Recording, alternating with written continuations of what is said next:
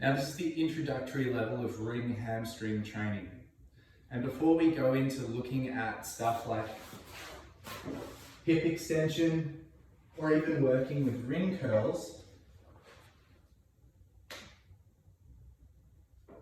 it's important that we understand first two things about this exercise. One is to do with setting up the equipment, and the other is to do with setting yourself up. So the first thing, equipment. The rings always want to return to the line of gravity. So if I take it out here, it wants to come back to here. I take it out here, it wants to come back to here. We're going to use that to make this exercise easier or harder. So the more I shuffle this way towards my feet, the easier this is going to get. The more I shuffle towards my head, the harder it's going to get. Now the second thing, if I look at my midsection here, then let's say I'm lying on my back. If I bridge my hips up to the sky, but I'm using a lot of arch in my lower back, and I have this anterior tilt of the pelvis, then I'm mostly going to feel this exercise in my lower back. There will be some hamstrings, there will be a little bit of hip extension, but my lumbar spine is going to be the driving factor, muscularly speaking. Now, if I'm able to drop my front ribs down and give a very slight tuck of the pelvis, and I shorten this distance between my front ribs and the front of my pelvis, then I drive my hips up, I'm going to feel a lot more in my glutes and a lot more in my hamstrings.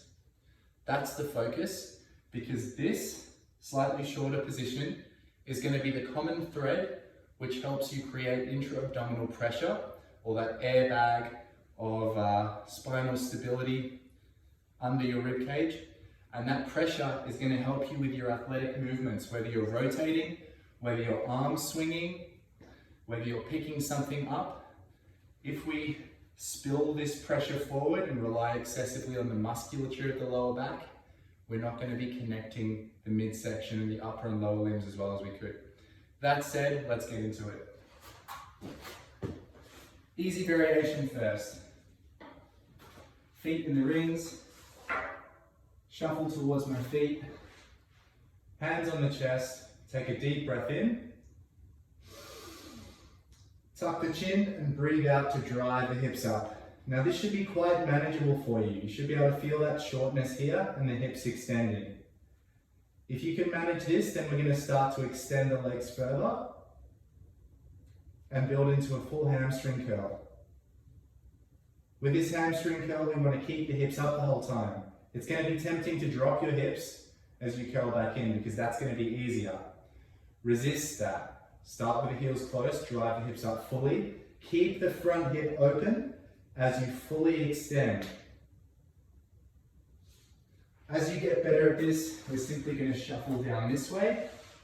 So we're now pulling the rings away from the line of gravity. Heels in close, exactly the same cues, front ribs down with this head tuck and exhale. Drive up, reach out, fully straight, keep the hips up, curl in. Enjoy.